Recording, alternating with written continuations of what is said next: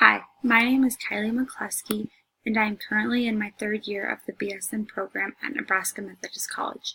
I grew up in Omaha, Nebraska, and I graduated from Elkhorn South High School in 2015.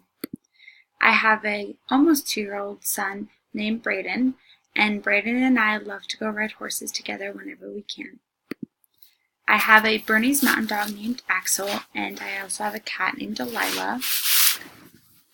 Besides my passion for nursing in the healthcare field, I also have a passion for horses. I have been riding since I've been walking, so it's been quite a long time. Lastly, my leader is my mom. She is my rock. She has been my biggest supporter and my biggest fan.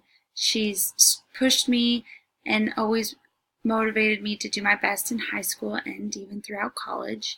She is successful at her career at Children's Hospital, and she's partly why I decided to go into the medical field. So I am very grateful to have a mom like her. Finally, I am excited to be in this leadership course, and I am excited to see what it will have to teach me.